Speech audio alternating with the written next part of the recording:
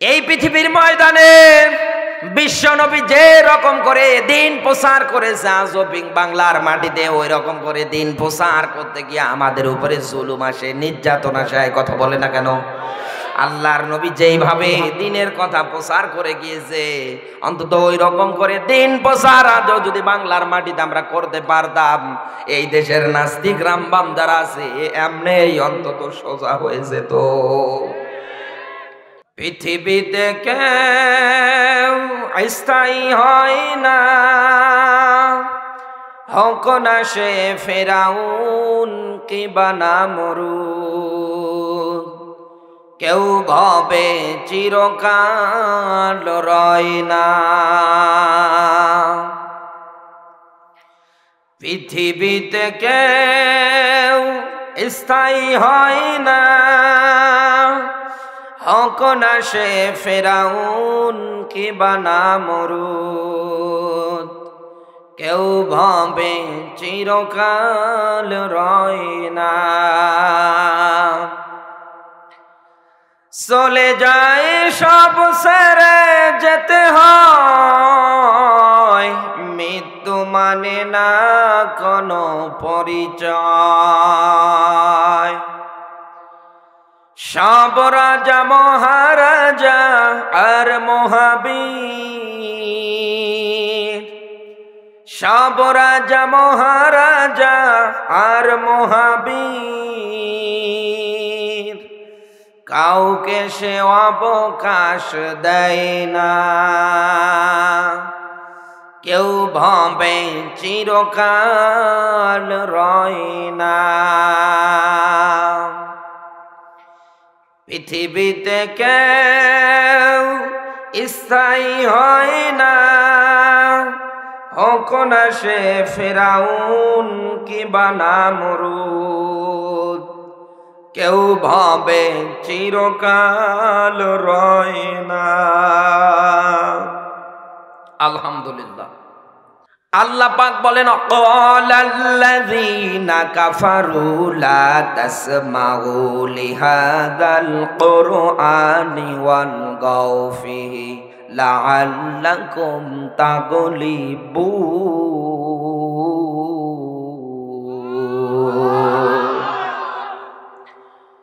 কোরআনে কারীমের সূরা হামিম সেজদা 41 নাম্বার সূরা 24 নাম্বার পারা 4 নাম্বার রুকুটা পাবেন আপনি।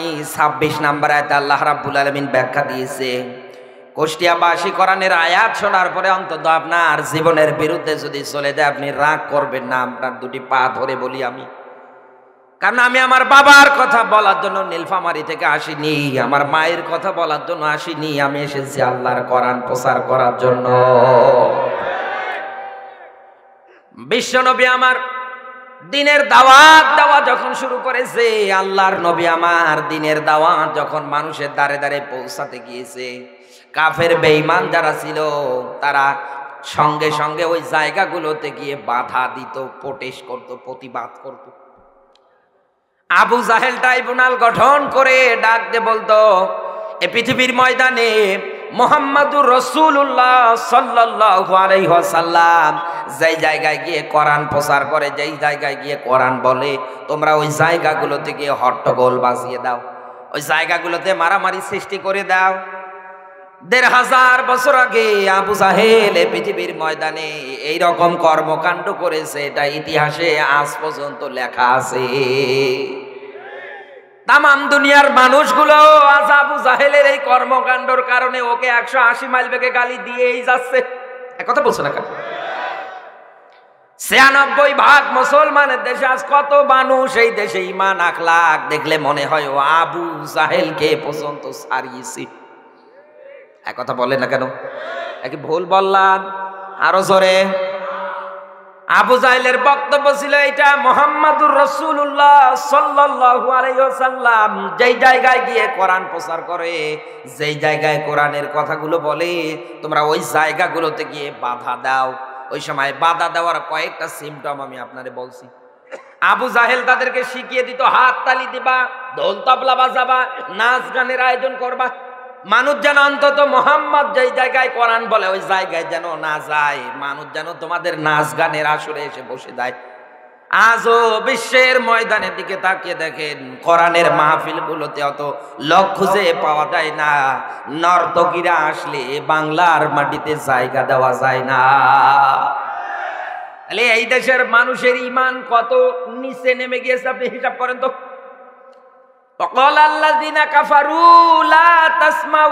এই জায়গায় ভালো করে খেয়াল করবেন, একটা পয়েন্ট বলছি। পৃথিবীর ময়দানে কোরআন শোনার পরে পৃথিবীর ময়দানে যে মানুষগুলো মুখ ফিরে নেবে, যে মানুষগুলো বাধা দেওয়ার সিস্টেম তৈরি করে দেবে, এই মানুষগুলোকে আল্লাহ কাফের হিসাবে আয়াতের মধ্যে আখ্যায়িত করেছে। পৃথিবীর ময়দানে কাফের যারা হবে, আল্লাহর ব্যাখ্যা, হে নবী আপনি এদেরকে কোরআন দিয়ে ডাকেন আর না ডাকেন দুইটাই সমান, কোনো লাভ নেই। ব্যাখ্যা কার? বলেন বলেন বলেন। আল্লাহ পাক বলেন, ইন্নাল্লাযীনা কাফারু সাওয়াউন আলাইহিম আ'আনযারতাহুম আম লাম তুনযিরহুম লা ইউমিনুন। বলেন আল্লাহু আকবার। সূরা বাকারা 2 নাম্বার সূরা 1 নাম্বার পারার এটা পাবেন আপনি। 6 নাম্বার আয়াতে আল্লাহ রাব্বুল আলামিন ব্যাখ্যা দিয়েছে, অকুষ্টিয়াবাসী আমার আল্লাহ ডাক দে বলে, হে নবী নিশ্চয় পৃথিবীর ময়দানে যারা কাফের আছে, মুনাফিক আছে, দুনিয়ায় যারা বেঈমান আছে, হে নবী আপনি এদেরকে কোরআন দিয়ে সতর্ক করেন আর না করেন দুইটাই সমান। হে নবী এরা কোনোদিন অন্তত আপনার ডাকে সাড়া দেবে না। হে নবী এরা কোনোদিন পৃথিবীতে ঈমান আনবে না। তাহলে আজ পৃথিবীর ময়দানে পরিচয় দেয়, জাতীয়তা ন্যাশনাল আইডিতে পরিচয় দেয় যে আমি মুসলমান, আমার বংশীয় গোত্রীয় 14 গোষ্ঠী মুসলমানের পরিচয় দেয়। কোরআন শোনার পরে বাধা দিলে ওটা মুসলমান না, ওটা নির্ভেজালি কাফেরের বাচ্চা। এগুলো তো কুষ্টিয়ায় নেই, বলেন না কেন? কুষ্টিয়ায় নেই, হাজার হাজার আমার ভাইরা পৃথিবীর ময়দানে আমার আল্লাহর ব্যাখ্যা এইটা। এই জন্য পৃথিবীর ময়দানে যারা কাফেরের মতো জীবন জিন্দেগি বানিয়েছে, এদেরকে মসজিদের খতিব সাহেব প্রত্যেক জুমায় সুদের বিরুদ্ধে আলোচনা করে, ঘুষের বিরুদ্ধে আলোচনা করে।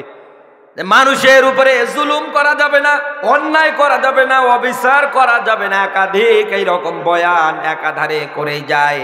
কাফের যারা আছে ওরা মানে না, এই কারণে, কারণ ওরা মানতে গেলে অন্তত ক্ষমতার চেয়ার টিকবে না। আপনি কি রাগ করলেন? রাগ করলেন? কুষ্টিয়ার মুসলমানের আল্লাহ পরের আয়াতে ধারাবাহিকতায় ব্যাখ্যা দিয়েছেন। এখানে আমার চাইতে বড় আলিম বসে আছে, আমার পিছনে আমার শ্রদ্ধাভাজন ওস্তাদ, তাকে আমি সম্মান করি। ওস্তাদ বসে আছে, কোরআনের আয়াত তিনিও জানে, আমি যতটুকু জানি ততটুকুনি বলার চেষ্টা করতেছি। আল্লাহ পাক বলেন, হে নবী পৃথিবীর ময়দানে কেন কাফেররা আপনার ডাকে সাড়া দেবে না, কেন আপনার ডাকে তারা কোরআন শ্রবণ করতে আসবে না? হে নবী এদের সামনে কথা বললেই কি আর না বললেই কি কথা কেন সমান? আল্লাহ পাক বলেন, খতামাল্লাহু আলা কুলুবিহিম ওয়া আলা সামাইহিম ওয়া আলা আবসারিহিম গিশাওয়াতুন ওয়া লাহুম আযাবুন আযীম। ভালো করে বললাম, হে নবী ওদের যে অন্তঃকরণটা আছে, ওদের যে কলবটা আছে, আমি আল্লাহ রাব্বুল আলামিন ওদেরকে যেটা দিয়েছি চিন্তা ভাবনা করার জন্য কলব, হে নবী এইটা অন্তত তাদের ভালো নেই, নষ্ট হয়ে গিয়েছে। একথা বলেন না কেন? এদের কলবের মধ্যে রোগ ধরেছে, মরিচা ধরেছে, জং ধরেছে। এই জন্য এরা কোরআন শোনার সঙ্গে সঙ্গে এরা বাধা দেয়, এদের জবান দিয়ে উচ্চারণ হয় অলগাউ ফিহি লাআল্লাকুম তাগলিবুন। এরা না বোঝার কারণে নিজে মানবে না, যারা কোরআন মানে এদের উপরে আরো জুলুম করে। হে নবী এদের অন্তত রোগাচ্ছন্ন, হে নবী এদের জন্য আমি আল্লাহ রাব্বুল আলামিন তৈরি করে রেখে দিয়েছি একেবারে কঠিনদায়ক শাস্তি, যন্ত্রণাদায়ক শাস্তি। মরণের পরে আমার আল্লাহ যদি আপনাকে একেবারে কঠিনতম শাস্তি দেয় কুষ্টিয়াবাসী, ওই দিন কিন্তু বাঁচার কোনো উপায় থাকবে না।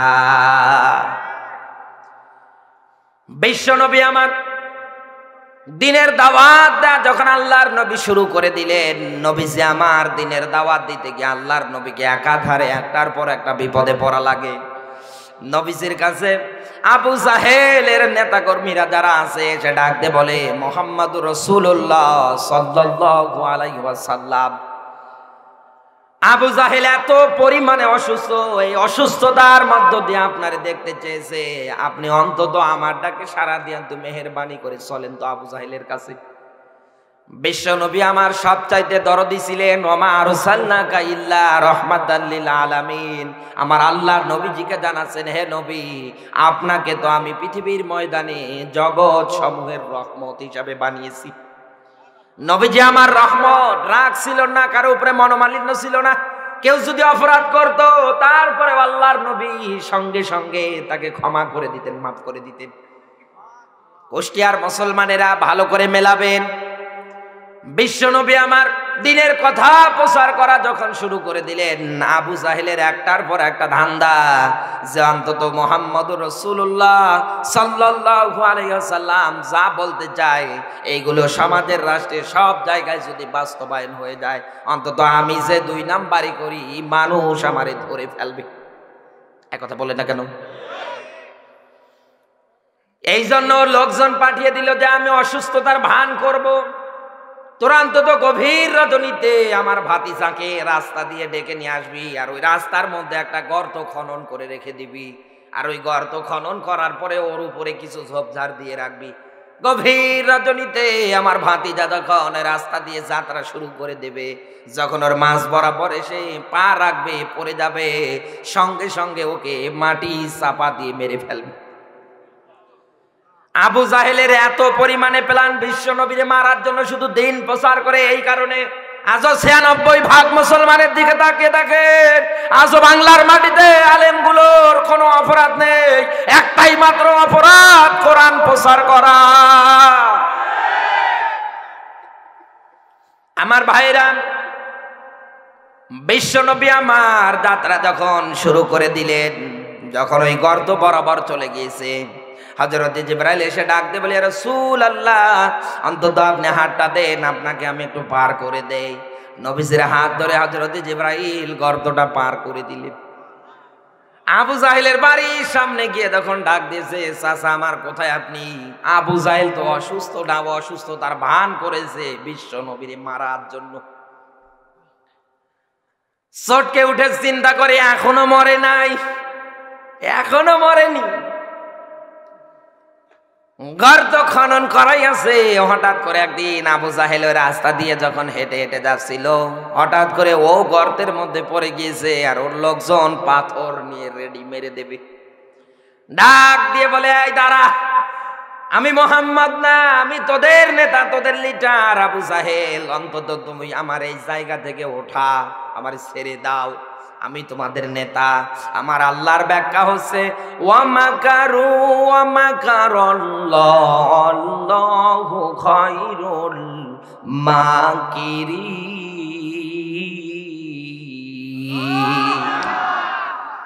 আল্লাহ পাক বলেন, হে নবী, কাফের বেঈমান যারা আছে ওরা অন্তত আপনার বিরুদ্ধে ষড়যন্ত্র করবে, কৌশল অবলম্বন করবে।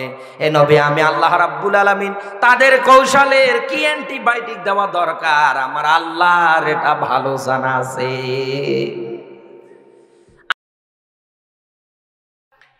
এই পৃথিবীর ময়দানে বিশ্ব নবী যে রকম করে দিন প্রচার করেছে, আজও বাংলার মাটিতে ওই রকম করে দিন প্রচার করতে গিয়ে আমাদের উপরে জুলুম আসে, নির্যাতন আসে। কথা বলে না কেন?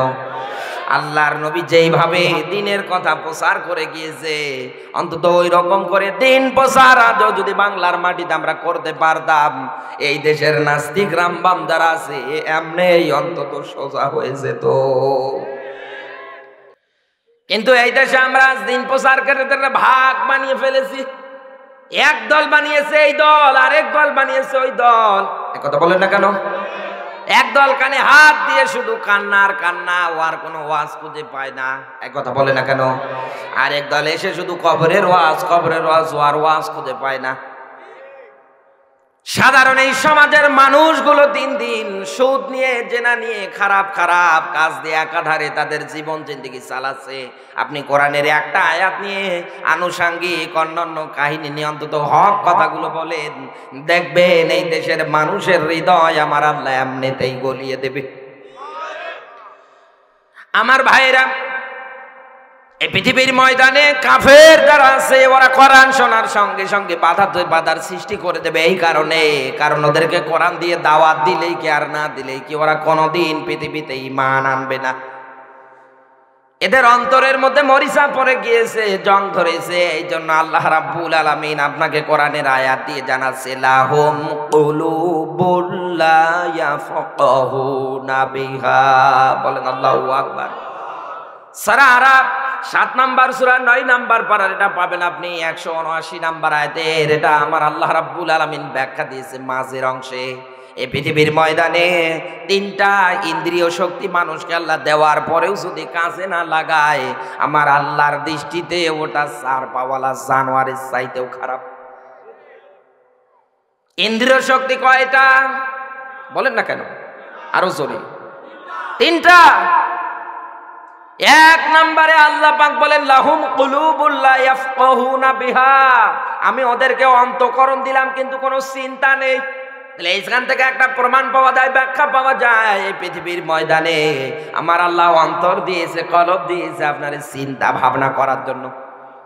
আপনার জীবন আজ আপনি এমন কায়দায় তৈরি করে রেখে দিয়েছেন, কোনো চিন্তা নেই। দিন দুপুরে আন্দাজে আপনার জীবন আপনি মন গড়া চালাচ্ছেন না। আপনার জীবন, আপনার ব্যক্তি, আপনার পরিবার, আপনার সমাজ, আপনার রাজনীতি, অর্থনীতি যাই করে না কেন সবগুলো চলবে ইসলামের নিয়ম নীতি দিয়ে। আপনি ইসলামটাকে মাইনাস করে দিয়ে নিজের মন মতো করে আপনার জীবন জিন্দেগি আপনি চালাচ্ছেন। কিয়ামতের ময়দানে আমার আল্লাহ যদি জিজ্ঞাসা করে, বান্দারে বলতো দুনিয়ার ময়দানে তোকে এই হায়াত দিয়েছিলাম, এটা কেমনে কাটিয়ে আসলি? বাঁচার উপায় আছে ওই দিন? আরো জোরে, বাঁচার উপায় নেই। কুষ্টিয়ার মুসলমানেরা পৃথিবীর ময়দানে কাফের মানুষদের স্বভাব হবে ওদের আল্লাহ কলব দেবে, অথচ তাদের মধ্যে কোনো চিন্তা থাকবে না, ওদের না কোনো টেনশন আসবে অন্তঃকরণে। 2 নম্বরে আল্লাহ রাব্বুল আলামিন কোরআনে কারিমে তাদেরকে ব্যাখ্যা দিয়ে ডাক দে, বলে বান্দারে আমি তোদেরকে 2টা চক্ষু দিলাম তামাম পৃথিবীটা দেখার জন্য। এই চোখ থাকার পরেও দুনিয়ায় যারা কাজে লাগায় না, সমস্যা। আমার ভাইরা, কোরআনে কারীম আল্লাহ ব্যাখ্যা দিয়েছে, আলাম নাজআল লাহু আইনাইন ওয়া লিসানাও ওয়া শাফাতাইন। বলেন আল্লাহু আকবার। সূরা বালাদ 90 নাম্বার সূরা 30 নাম্বার পারা 17 নাম্বার পৃষ্ঠা। আর এটা পাবেন আপনি 11-12 নাম্বার আয়াতে আল্লাহ ব্যাখ্যা দিয়ে 8-9 নাম্বার আয়াতে আল্লাহ ব্যাখ্যা দিয়েছে। ভালো করে মেলাবেন। আল্লাহ পাক বলেন, আলাম নাজআল লাহু আইনাইন, আমি তোর জন্য বানাইনি কি তো 2টো চোখ। এই ব্যাখ্যা কার? আরো জোরে, জোর হলো না।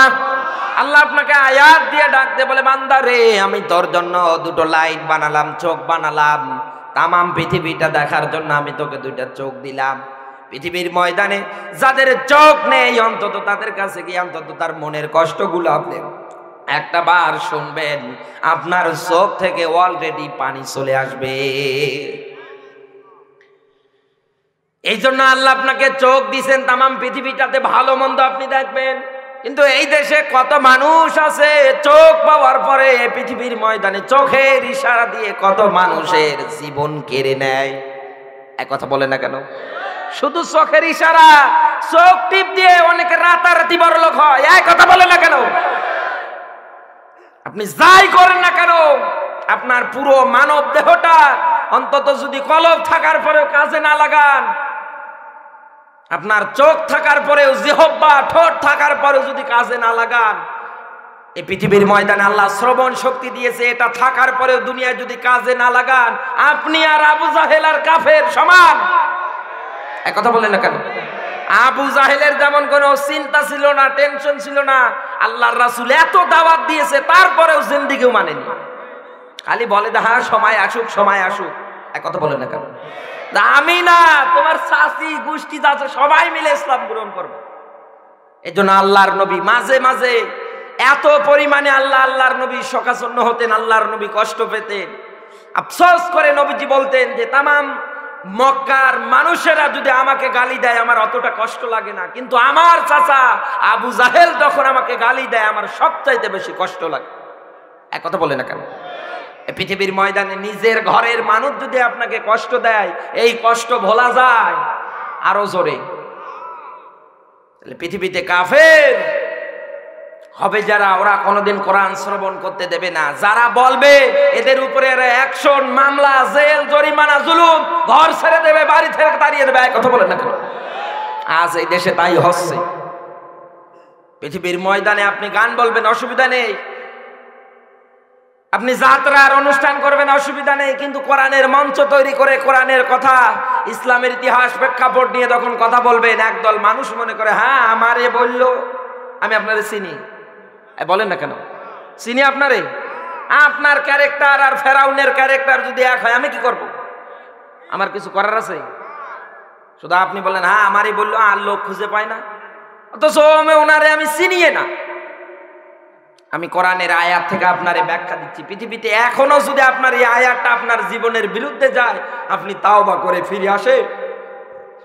কারণ কোরআন শোনার পরে মুমিন যেটা আছে, ও কোনোদিন রাগ করবে না, ওর যা ঈমান আল্লাহ দিয়েছে আরো বাড়িয়ে দেবে। যিকরা লিল মুমিনিন, কারণ এই কোরআন হচ্ছে মুমিনদের জন্য শেফা। সুবহানাল্লাহ বলতে পারেন না? কোরআনটা কি শেফা, মুমিন লাভেন। বিশ্ব নবী আমার জানিয়ে দিয়েছে, কিয়ামতের ওই কঠিন ময়দানে প্রত্যেকটা বান্দা এবং বান্দির পক্ষে আর বিপক্ষে দুইটা করে জিনিস দাঁড়িয়ে যাবে সুপারিশ করার জন্য। কয়টা? আরো জোরে, জোর হলো না? নবীজি জানিয়েছেন, প্রথম নাম্বারে কিয়ামতের ওই কঠিন ময়দানে প্রত্যেকটা মানুষের পক্ষে নতুবা বিপক্ষে এই কোরআনে কারিমটা সাক্ষী হিসাবে দাঁড়িয়ে যাবে, সুপারিশ করবে আমার আল্লাহর কাছে। ডাক দিয়ে বলবে, মালিক আমার, তোমার এই বান্দাটা আমাকে দ্বারা তার রাষ্ট্র সব জায়গায় একাধিকবার কায়েম করেছে, জীবনের প্রত্যেকটা সেক্টরে সেক্টরে আমাকে সে মেনেছে। আল্লাহ গো, তোমার কাছে আরজি, মেহেরবানি করে আমার এই বান্দারে জান্নাত দিয়ে দাও। এলাকার চেয়ারম্যান সাহেব যিনি আছেন, ওনার সাথে যদি মনে করেন আপনাদের সম্পর্কটা ভালো থাকে, আপনাদের অন্তত উঠা বসাটা যদি ভালো হয়, রাস্তার মনে করেন, বাড়ির মনে করেন, যে অনুদানগুলো আসুক না কেন, ওনারা সঙ্গে সঙ্গে কিন্তু এই এলাকার জন্য বাজেট তৈরি করে দেবে। এক কথা বলেন না কেন? দেখছে কোন কারণে? কারণে আপনার সাথে চেয়ারম্যানের একটা ভালো রিলেশনশিপ আছে, ওঠা বসা আছে, এসে আপনার চেনে, এই কারণে অন্তত যা বাজেট আছে সব দিয়ে দেয়। আল্লাহর কোরআন আল্লাহ নাজিল করে দিয়েছে। পৃথিবীর ময়দানে আপনার যদি কোরআনের সাথে সম্পর্ক না থাকে, মরণের পরে এই কোরআন আপনার বিরুদ্ধে আমার আল্লাহর কাছে মামলা দায়ের করবে। এক কথা বলে না কেন? আবার এই কোরআনটা যদি আপনার জীবনে থাকে, ব্যক্তি, পরিবার, সমাজ, রাজনীতি, অর্থনীতি, একেবারে রান্নাঘর থেকে শুরু করে রাষ্ট্রীয় জীবন পর্যন্ত একাধারে যদি জীবন জিন্দেগিটা চালিয়ে মারা যেতে পারেন, এই কোরআনটা মরণের পরে আপনার কবরে গিয়ে আপনার সঙ্গী সাথী হয়ে যাবে। আল্লাহর নবী জানিয়েছেন, কোরআনে কারীম ওই দিন মানুষের জন্য আমার আল্লাহর আদালতে সুপারিশ করবে। এইভাবে নবীজি আরো একটা হাদিস জানিয়েছে। নবীজি বলেন, লা তাজআলু বুয়ুতান মাকাবির, তোমরা তোমাদের ঘরগুলোরে কখনো কবর বানিও না। কারণ যেই ঘরের মধ্যে কোরআনের তেলাওয়াত নেই, যেই ঘরের মধ্যে কোরআনের আমল নেই, নবীজি বলেন ওটা ঘর না, ওটা শয়তানের কারখানা। নবীজি এও জানিয়েছে, যার বডির মধ্যে, যার দেহের মধ্যে আল্লাহর কোরআন নেই, ওটা বডিটা, ওই দেহটা শয়তানের কারখানা। এই জন্য আপনি কোরআনের কথাগুলো আমি যতক্ষণ যাবত বলতেছি, আপনি বুঝলেন হয় তখন, যখন অন্তত ন্যূনতম এই কোরআনের জ্ঞান আপনার ভিতরে থাকতো। কোরআনে কারীম মরণের পরে যখন আপনার জন্য সুপারিশ করবে, এখন আপনি যদি কোরআন পড়তে না পারেন, কোরআনের সাথে যদি আপনার সম্পর্ক না থাকে, এই কোরআন কি মরণের পরে আপনার জন্য সুপারিশ করবে? আর জোরে করবে না। এই জন্য নবীজি বলেন, এই পৃথিবীর ময়দানে তোমরা তোমাদের ঘরগুলোকে কবর বানিও না।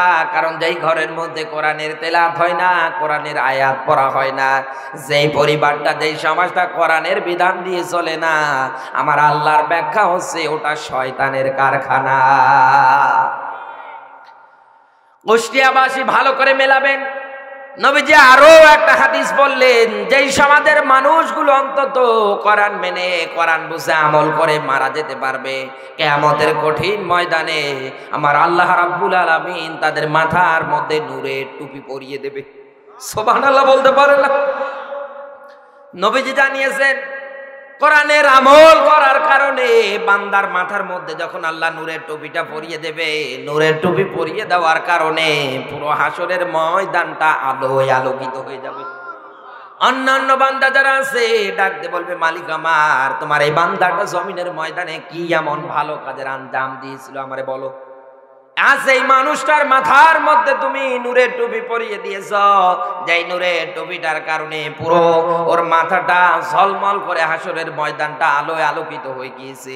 আল্লাহ পাক ডাকতে বলবে, বান্দারে, আমার এই বান্দাটা নিজে কোরআনের আমল করেছে, অধীনস্থ যারা আছে এদের দ্বারাও কোরআনের অন্তত আমলটা কায়েম করে দিয়েছে। আমি আল্লাহ খুশি হয়ে গিয়েছি, যার কারণে আমার এই বান্দার মাথার মধ্যে আমি আল্লাহ নূরের টুপি পরিয়ে দিয়েছি। আমার ভাইরা, এটা ছিল 1 নাম্বার লাভ। অন্তত কোরআনের সুপারিশ আমরা কি চাই না? কারা কারা চাই দেখি? লিল্লাহে তাকবীর। আল কোরআনের আলো, আল হাদিসের আলো, নারায়ে তাকবীর। আল্লাহ আমাদের কবুল করুক, বলেন আমিন। আপনারা কি চলে যাবেন? চলে যাবেন? যারা উঠবে ওরেও টান দিয়ে বসাবেন, কারণ কোরআনের কথা চলাকালীন অবস্থায় যে মানুষ ওঠে ওটা নির্ভেজাল মুনাফিকের। এক কথা বলেন না কেন? এক কথা বলেন। রাআইতাল মুনাফিকিনা, এ নবী আপনি দেখবেন মুনাফিক যারা আছে যখন কোরআনের ব্যাখ্যা ওদের জীবনের সাথে মিলে যাবে, খাপ্পের খাপ মন্তাজের বাপ যখন মিলে যাবে, হে নবী ওরা আস্তে করে পিছন দিকে দৌড় মারবে। এক কথা বলে না কেন? যা হুজুর যা বললো আমার তো গোমর ফাঁস করে দিল। আমি যে বিড়ি খাই, গাঁজা নিয়ে পড়ে আছি, ডাইল নিয়ে পড়ে আছি, এক কথা বলে না কেন? তাহলে এরপরে যে লোকটা উঠবে আপনি মনে করবেন ওটা ওই রকম। দেখেন কোনটা উঠে। কুষ্টিয়াবাসী হাসির খোরাক দেয়নি। 1 নাম্বারে কোরআনের সুপারিশ দুনিয়ায় অন্তত মরণের পরে আপনি যদি পেতে চান, না আপনার লাভ না লস। আরো জোরে আমরা একটা পয়েন্ট পেলাম। 2 নাম্বারে নবীজি জানিয়েছেন কিয়ামতের ময়দানে প্রত্যেকটা বান্দা বান্দির জন্য সুপারিশ করবে রমজান মাসের রোজা। কি বলেন তো? আরো জোরে। আল্লাহ পাক বলেন, ইয়া আইয়ুহাল্লাযীনা আমানু কুতিবা আলাইকুমুস সিয়ামু কামা কুতিবা আলাল্লাযীনা মিন ক্বাবলিকুম লাআল্লাকুম তাত্তাকুন।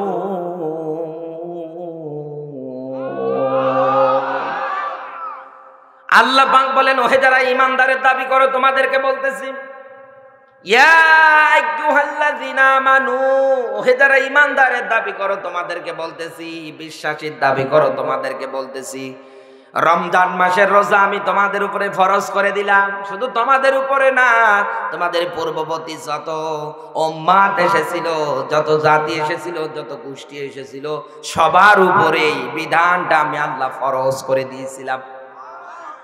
আল্লাহ পাক বলেন, কেন জানো এইটা তোমাদের উপরে ফরজ করে দিয়েছিলাম? লাআল্লাকুম তাত্তাকুন, যাতে করে তোমরা অন্তত আমার আল্লাহর ভয়টা তোমাদের অন্তঃকরণের মধ্যে গেঁথে নিতে পারো। আমার আল্লাহর ভয়টা যেন অন্তত আপনার আমার অন্তরে পয়দা হয়ে যায়, তৈরি হয়ে যায়। রমজান আসার পরে আপনি তাকিয়ে দেখবেন কোটি কোটি টাকার খাবার পড়ে থাকে সামনে, দেখি চোখ দিয়ে বারংবার খেতে মন চাইলেও খাই না, কার ভয়ে? আরো সরে। বিজ্ঞান নিয়ে যতটুকু আমি পড়াশোনা করেছি, বিজ্ঞান জানিয়েছে যে এই মানুষটা যত বেশি খাবার খাবে ও তত বেশি অসুস্থ হয়ে যাবে। কথা বলে না কেন? যত খাবার বেশি খাবে ও তত অসুস্থ হবে। এজন্য আল্লাহর নবী আমাদেরকে খাবার খাওয়ার সিস্টেম শিখিয়ে দিয়ে দিয়েছে। হুজুর শিখিয়ে দিয়ে জানি নবীজি জানিয়েছে, আমার উম্মতেরা খাবার যখন খাবে পেটটাকে 3 ভাগ করবা। কয় ভাগ? আরো জোরে দেখেন তো আপনি করেন কিনা। নবীজি বলেন, এক ভাগ খালি রেখে দিবা, আর এক ভাগ পানি দিয়ে পরিপূর্ণ করবা, আর এক ভাগ খাবার। আজ নবীর উম্মতের অবস্থা দেখেন, খায় তো খায়, নলি পর্যন্ত খায়, তারপরেও মিষ্টি নিয়ে মারামারি। কথা বলে না কেন? 3-4 মাস পরে দেখা যায় ওর ভরি সাইজ একেবারে বড়। মহিলারা পর্যন্ত দেখে আর চিন্তা করে, আল্লাহ, পেটে সন্তান আসার সময় এত বড় পেট আমারও ছিল না। নবীজির কথা দুনিয়ায় যারা অস্বীকার করবে, দুনিয়ায় যারা মানবে না, ওভারটেক করে যারা জীবন জিন্দেগি চালাবে, মরণের পরে এদের লাভ না লস? আরো জোরে ব্যাখ্যা দিচ্ছিলাম রোজা নিয়ে। বিজ্ঞান জানিয়েছে এই পৃথিবীর ময়দানে যে মানুষটা যত বেশি কম খাবার খাবে, সে তত বেশি অন্তত অসুস্থ হবে না, সব সময় অন্তত সুস্থ থাকবে। পরিমিত খাবার খাওয়া লাগবে আপনারে। কারণ মনে করেন আপনি আপনার জমিতে আলু চাষ করলেন, ভালো করে মেলাবেন। আলু লাগানোর পর থেকে শুরু করে আপনার ওই জমিটার মধ্যে সার দেয়া লাগে, পানি দেয়া লাগে, এগুলো কিন্তু পরিমাণ মতো দেয়া লাগে। কথা বলে না কেন? আলু লাগানোর পরে 2 বার করে 3 বার করে পানি দেওয়া লাগে। যখন একবার গজা বের হয় তখন পানি দেয়া লাগে, সার দেয়া লাগে। কথা বলে না কেন? আবার যখন বড় বড় হয়ে যায়, গাছ যখন ছেয়ে যায়, তখন আরেকবার পানি দেয়া লাগে, সার দেয়া লাগে। কথা বলে না কেন? এখন আপনি যদি মনে করেন আমি 3-4 দিন একাধারে আলুর জমিটা যেটা আছে এটাতে অন্তত পানি দিয়ে আমি ঢেকে দেব, ছেয়ে দেব, পানি তো আমারে দিতে বলেছে, আমি দিয়েই দেই, সার তো দেয়া লাগবে, একবারে দিয়ে দেয়। কথা বলে না কেন? এখন আপনি যদি অন্তত একবারে এইগুলো দিয়ে দেন, এই পৃথিবীর ময়দানে আপনার আলুর গাছ যা আছে সব পচে নষ্ট হয়ে যাবে। কথা বলে না কেন?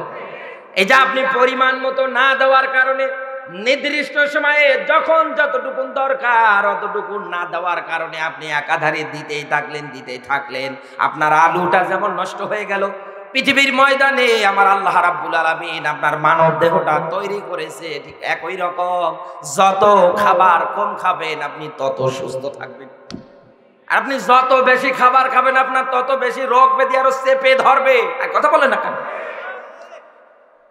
পৃথিবীর ময়দানে যত নবী রাসূলকে আল্লাহ পাঠিয়েছিলেন, সব নবী রাসূল গুলোরাই অন্তত তারা রোজা রাখতেন। নবীজি আমার নিজেও অন্তত রোজা রাখতেন। হযরত নূহ আলাইহিস সালাতু ওয়াস সালাম জীবনের অর্ধেক সময়টা ইনিও পার করে দিয়েছে রোজা দিয়ে। এই কথা বলে না কেন? আজকে আপনি রোজা থাকার পরে অন্তত সন্ধ্যা হয়ে গেলে কত পুষ্টিকর খাবার আপনি খেতে পারেন, কিন্তু নবী রাসূলের সময় তো শরবত ছিল না, কোকা কোলা ছিল না, শুধু পানি আর খেজুর, এই দিয়ে তারা জীবন চালিয়েছে। এ দেশে কিছু ডিজিটাল রমজানের অন্তত রোজাদাররে পাওয়া যায়, যদি কোনো দিকে শুনে আল্লাহু আকবার ও মনে করে আযান দিচ্ছে। এই কথা বলে না কেন? ও সারাদিন থাকে, অসুবিধা নেই, যখন আযানের সময় হয়ে যায় ওর তাড়াহুড়া দেখে। এ কি তাকওয়া অবলম্বন করতে পারছে? রমজানটা আসে বছর ঘুরে ঘুরে আপনার আমার মাঝে যেটা শিক্ষা দিতে আসে, যেহেতু মরণের পরে এইটার সুপারিশ আমার আল্লাহ কবুল করবে, এজন্য আল্লাহ পাক বলেন রোজা আমার জন্য, এর প্রতিদান আমি কারো দ্বারা দেব না, আমি আল্লাহ রাব্বুল আলামিন আমার নিজ হাতে আমার বান্দাদেরকে দিয়ে দেব। আপনি সুবহানাল্লাহ আরো জোরে কালকে ভাত খেয়ে বলিয়ে না, আজকে বলার দরকার। রমজান মাসের রোজা এই যে আমাদের সামনে আসবে, আল্লাহর কাছে দোয়া করে, আল্লাহ গো আমাদের সবার অন্তত হায়াত বাড়িয়ে দাও, সুস্থ থেকে অন্তত সবাই যেন রমজানের রোজাগুলো অন্তত করতে পারি, আল্লাহ তুমি তৌফিক দাও। বলেন আমিন। আপনি রোজা প্রত্যেকটা জিনিসের গুণাগুণ আছে, আল্লাহ এমনি খেলা করার জন্য তার বিধানকে দেয়নি, দিয়েছে। বলেন না কেন? আপনার ক্ষতি হবে এইরকম কোন বিধান আল্লাহ পৃথিবীতে দেয়নি। আপনি সুস্থ থাকবেন, সবল থাকবেন, আপনি ভালো থাকবেন, আপনি যেন বিপদে না পড়েন, আপনার জীবন জিন্দেগিটা সব সময় যেন সুন্দর থাকে, এই জন্য আল্লাহ রাব্বুল আলামিন এইরকম করে একটার পর একটা বিধান আপনার উপরে দিয়েছে। কিন্তু আপনি না মানার কারণে, ওভারটেক করার কারণে আপনার উপরে বিভিন্ন বাধা বিপত্তি আমার আল্লাহ আবার চাপিয়ে দেয়। একথা বলেন না কেন? কারণ আল্লাহর ব্যাখ্যা জলে এবং স্থলে মানুষ যা করে সব ওদের 2 হাতের কর্মের ফল, আর কিয়ামতের কঠিন ময়দানে প্রত্যেকটা মানুষ ধরা খাবে ওর কর্মের কারণে। আপনি যদি রোজা না রেখে বিড়ি খেয়ে বেড়ান, গাঁজা খেয়ে বেড়ান, ডাইল খেয়ে বেড়ান, হবে আরো জোরে এই দেশে একটা জিনিস সবচাইতে আমি বেশি তাকিয়ে অন্তত দেখতে পেলাম, গতকালকে একটা নিউজ দেখলাম, একটা টিভি চ্যানেল থেকে একটা নিউজ দিয়েছে আপনাদের এই পাশে সীমান্তবর্তী এলাকা। তাই আমি বলতেছি, বর্তমান প্রশাসনের ভাইরা যারা আছে এরা কত তাদের টেনশনে আছে, এতটা কষ্ট করে মানুষদের জন্য, দাঁড়ে দাঁড়ে মানুষকে একটু সুখ শান্তি দেওয়ার জন্য। আর এই দেশের কিছু মানুষ আসে প্রশাসনকে নিয়ে ভ্রান্ত ধারণা করে, না নেই? বলেন না কেন? আপনি তো রাতের বেলা নাক ডেকে ঘুমান, আর প্রশাসনের ভাইরা রাস্তার মোড়ে মোড়ে দাঁড়িয়ে থাকে অবৈধ জিনিস যেন ঢুকতে না পারে, আপনার যেন ক্ষতি কেউ করতে না পারে। এক কথা বলে না কেন? গতকালকে নিউজ দেখলাম আপনাদের এই চুয়াডাঙ্গা জেলাটাও আছে, যেহেতু এটা সীমান্তবর্তী এলাকা, পাশেই বর্ডার, নারী পুরুষ ছোট ছোট বাচ্চারা একাধারে ইয়াবা ফেন্সিডিল গাঁজার সাথে জড়িত, সব পার হয়ে হয়ে আসে। এক কথা বলে না কেন আমার ভাইরা? আর এই যুবকগুলো এই মদ এই গাঁজাগুলো খাওয়ার পরে অন্তত তারা রাস্তার মোড়ে মোড়ে উত পেতে থাকে, ভয়ঙ্কর হয়ে যায় শুধু নেশার টাকার জন্য। বাংলাদেশে একটা মেয়ে ঐশ্বরিয়া, যার নাম, নেশার টাকার জন্য নিজের মা বাবাকে পর্যন্ত মেরে ফেলেছে। কত ভয়ঙ্কর! এই দেশে আজ সবচাইতে এটা বেড়ে যাওয়ার কারণটা কি? এই দেশের মধ্যে অন্তত আজ যেটা দেখা যায়, আজ আমরা যেটা পাচ্ছি, এই দেশে আজ কোরআনের বিচার ব্যবস্থা যদি কায়েম থাকতো, এই দেশের ময়দানে অন্তত এইগুলোর বিচার যদি কোরআনের আয়াত দিয়ে করা হতো, মদের বিধান যদি কোরআনের আয়াত দিয়ে কায়েম করে দেওয়া হতো, একটা বিচার করে যদি প্রত্যেকটা মিডিয়া দিয়ে অন্তত ভাইরাল করা যেত, এই দেশের যুবক যারা আছে ওরা এমনি ভয়ে পালিয়ে থাকে। এজন্য আহ্বান করতেছি, আপনি যাই করেন না কেন ইসলামের বিধান মেনে নেন, আপনার জীবন সাকসেস করে দেবে আমার আল্লাহ। আপনি মাদক দূর করতে চান, আপনি ইসলামের কাছে আসেন। খলিফাতুল মুসলিমিন হযরত ওমর কোরআনের আয়াত সূরা মাইদার 90-91 নম্বর আয়াত আল্লাহ ব্যাখ্যা দিয়েছে, মদ, জুয়া, লটারি, মূর্তি পূজা, ভাস্কর্য, এগুলো সব শয়তানের কাজ। আর এইগুলো আজ আমাদের দেশে সবচাইতে বেশি হাতিয়ার হয়ে দাঁড়িয়েছে। আজ একটা পরিবার ধ্বংস হয়ে যায় ক্যাসিনোর কারণে, একটা পরিবার ধ্বংস হয়ে যায় মদের কারণে। এই কথা বলে আমার ভাইরা, আপনাকে আমার বোঝানোর বিষয় ছিল এইটা, পৃথিবীর ময়দানে কাফের যারা হবে এদের স্বভাব হবে এইটা, কোরআন দিয়ে এদেরকে ডাকলেও কি আর না ডাকলেও কি, কাফের বেঈমান যারা আছে ওরা উল্টো অন্তত আপনার উপরে রিয়াকশন তৈরি করে দেবে, ওরা আপনাকে বাধা দেবে। এই পৃথিবীর ময়দানে সৎ পথে চলতে গেলে আপনার উপরে বাধা আসবে কি আসবে না? আরো জোরে। বিশ্ব নবীর সাহাবী, ইসলামে যার নাম অন্তত পাওয়া যায় আব্দুল উজ্জা, দিন কায়েমের আন্দোলন করার কারণে চাচার বাড়িতে খেয়ে পরে লালিত পালিত হচ্ছিলেন। নবীর এই সাহাবীটা ভালো করে মেলাবেন। ইসলামে যাকে আব্দুল্লাহুল বাদানাইন বলে ডাকা হতো, যার নাম আব্দুল উজ্জা, বিশ্ব নবীর দাওয়াতের বাণী শোনার সঙ্গে সঙ্গে চাচাকে এসে ডাক দিয়ে বলে, চাচা আমার মুহাম্মদ রাসূলুল্লাহ সাল্লাল্লাহু আলাইহি ওয়াসাল্লাম যা বলে এটা কি সত্য? ডাক দিয়ে বলে, ভাতিজা আমার তো তাই মনে হয়, কারণ লোকটা অন্তত ছোট থেকে যা বলে অন্তত আমার মন বলে না সে মিথ্যা কথা বলে, কারণ তার চেহারার মধ্যে চরিত্রের মধ্যে 2 নাম্বারই কোনো ছাপ দেখা যায় না। ডাক দিয়ে বলে, চাচা আমার তাহলে এই লোকটার প্রতি ঈমান আনলে কি কোনো সমস্যা? হেদায়েত যখন আমার আল্লাহ কাউকে দেবে, দুনিয়ার কোনো মানুষ অন্তত আটকাতে পারবে না। পারবে? কেউ পারবে না। ডাক দিয়ে বলে, না খবরদার, তার প্রতি মানানো যাবে না, তার ডাকে অন্তত সাড়াও দেওয়া যাবে না। ডাক দিয়ে বলে, চাচা আমার আপনি থাকেন, আমি এই মুহূর্তে কালেমার ঘোষণা দিলাম, আমি তার প্রতি ঈমান আনলাম। কালেমার ঘোষণা যখন চাচার সামনে দাঁড়িয়ে যখন দিয়ে দিল, এ পৃথিবীর ময়দানে কোনো মানুষ যদি অন্তত মুসলিম দাবি করতে চায়, কেউ যদি ইসলাম মানতে চায়, কেউ যদি ইসলাম ধর্মে আসতে চায়, ওকে পরপর 5টা জিনিস জীবনে মেনটেন করা লাগবে, তাহলে ওটা পরিপূর্ণ মুসলমান হবে। যেহেতু আল্লাহর ব্যাখ্যা, উদখুলু ফিস সিলমি কাফা, আমার ইসলামে প্রবেশ করো, দাখিল হও, মাথা ঢুকিয়ে দাও পরিপূর্ণভাবে। ও আপনি আজকে সুদের টাকা নিয়ে মারামারি করতেছেন, কালকে ঘুষের টাকা নিয়ে মারামারি করতেছেন, কালকে দুর্নীতি করতেছেন, আর বলছে হ্যাঁ ভালো হব হুজুর, ভালো হব। এক কথা বলে না কেন? এরকম মানুষ কুষ্টিয়া জেলায় নেই না? কুষ্টিয়া জেলায় নেই?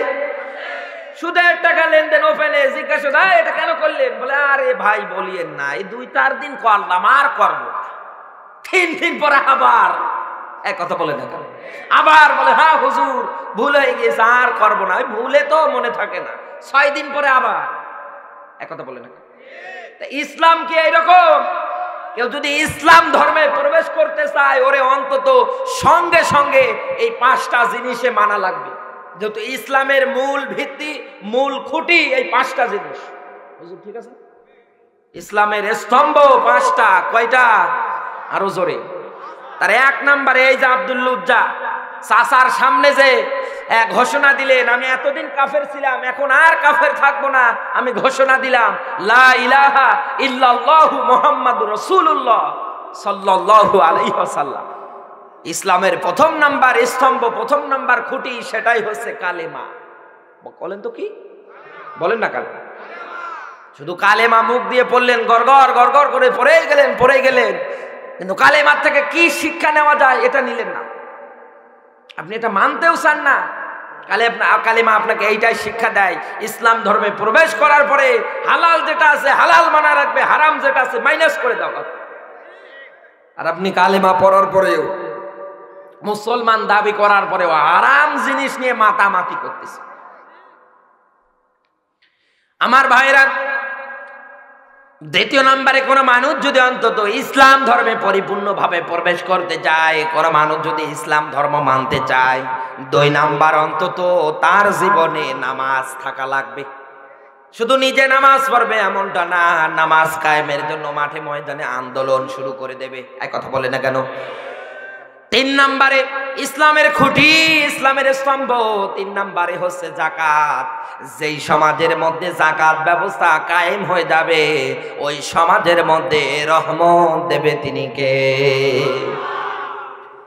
আজ বাংলার ময়দানে যাকাতের বিধানটা যদি অন্তত কায়েম থাকতো, এই দেশে আজ আমরা যেটা দেখতে পাই, গরিব মানুষ যারা আছে ওরা দিন দিন আরো গরিব হয়ে যাচ্ছে, আর বড় লোক যারা আছে, যাদের অর্থ সম্পদ আছে, দিন দিন আর ওরাও করে উঠতেছে। যাকাতের ব্যবস্থা হযরত ওমর বিন আব্দুল আজিজ যাকাতের ব্যবস্থাটা যখন কোরআনের বিধান দিয়ে কায়েম করে দিয়েছিলেন রাষ্ট্রের মধ্যে, যাকাতের টাকা মানুষ 7 দিন করে মাথার মধ্যে বহন করে করে নিয়ে যায়। যাকাতের টাকা দেওয়ার মতো লোক খুঁজে পায় না। একদিকে একটা লোক 7 দিন ধরে যাকাতের টাকাগুলো মাথার মধ্যে বহন করে নিয়ে রাস্তা দিয়ে যায়, যার বাড়িতেই যায় ডাক দিয়ে বলে আপনি 2 দিন পরে আসবেন, খাবার অন্তত আমাদের বাড়িতে আছে, আপনি 2 দিন পরে আসবেন। একবেলা পরে আসবেন, গিয়ে তাকে দেখে আরেকজন দিয়ে গিয়েছে, আরেকটা লোক 3 দিন একাধারে যাকাতের টাকাগুলো মাথার মধ্যে বহন করে করে যখন নিয়ে যায়, ক্লান্ত হয়ে গিয়েছে, বিশাল একটা গাছের নিচে যখন বসে গিয়েছে, 7 দিন ধরে যেই লোকটা যাকাতের টাকা মাথায় বহন করে নিয়ে আসে, ইনি ক্লান্ত হওয়ার পরে তাকিয়ে দেখে একটা লোক গাছতলার মধ্যে একটা টোপলা রেখে ঘুমিয়ে আছে। আলহামদুলিল্লাহ শব্দটা যখন উচ্চারণ করেছে, এই লোকটা চমকে উঠে ডাক দিয়ে বলে, আল্লাহর বান্দা কি হয়েছে, কি পেলেন বুঝলাম না। ডাক দিয়ে বলেন, এই যে তোমারে পেলাম। বলে কি? 7 দিন হয়ে যায় যাকাতের টাকাগুলো মাথার মধ্যে বহন করে নিয়ে বেড়াই, দেওয়ার মতো নেওয়ার মতো আমি লোক খুঁজে পাই না। অন্তত তোমারে পেয়েছি, আমার মন বলে তুমি একজন গরিব মানুষ, যাকাতের টাকাগুলো অন্তত তুমি নাও, অন্তত মেহেরবানি করে আমার একটু বিপদ মুক্ত করে দাও। ডাক দিয়ে বলে, আল্লাহর বান্দা তুমি 7 দিন আর আমি 3 দিন একাধারে যাকাতের টাকা মাথার মধ্যে বহন করে করে নিয়ে যাই, দেওয়ার মতো নেওয়ার মতো লোক নেই। আজ বিশ্বের ময়দানে কেউ যদি দাবি করতো উদখুলু ফিস সিলমি কাফা, আমি পরিপূর্ণ ইসলাম মানতে চাই, তাহলে ওর কর্মসূচি 1 নম্বরে কালেমা, 2 নম্বরে নামাজ, এর পরে ওর দায়িত্ব যাকাতের বিধান কায়েম করে দেওয়া। কারণ যেই সমাজের মধ্যে যাকাত ব্যবস্থা থাকবে না, ওই সমাজের মানুষ সুদ নিয়ে মারামারি করবে, এটা স্বাভাবিক। নবীজি জানিয়েছেন, আমি মেরাজের রজনীতে গিয়ে তাকে দেখলাম একদল লোক যাদের পেটের আকারগুলো বিশাল আকারের। নবীজি আমার তাকিয়ে দেখলেন বাহির থেকে সাপ আর বিচ্ছু, জাহান্নামের যে সাপ আর বিচ্ছুগুলো হবে এইগুলো ওর পেটের ভিতরে কিলবিল করে। আল্লাহর নবী ডাক দিয়ে বলেন, ইয়াখি জিবরাইল, হে ভাই জিবরাইল, এই না মানুষগুলো কি এমন অপরাধ করেছে যার কারণে তাদের এই শাস্তিটা হচ্ছে? হযরতে জিবরাইল ডাক দিয়ে বলে, ইয়া রাসূলুল্লাহ, এই মানুষগুলো দুনিয়ার ময়দানে যাকাত ব্যবস্থাকে মাইনাস করে দিয়ে একাধারে সুদ নিয়ে জীবন জিন্দেগি চালিয়েছে। আমার আল্লাহ রাব্বুল আলামিন তাদের জন্য এই আযাব, এই শাস্তিটা রেডি করে রেখে দিয়েছে। আল্লাহর রাসূলের হাদিস থেকে এটা প্রমাণ পাওয়া যায়, দুনিয়ায় ব্যবস্থা মাইনাস করে দিয়ে দুনিয়ায় যারা সুদ ব্যবস্থা কায়েম করে নেবেন, কিয়ামতের ময়দানে আপনার পেট হবে বিশাল আকারের, আর জাহান্নামের সাপ আর বিচ্ছুগুলো কিলবিল করবে।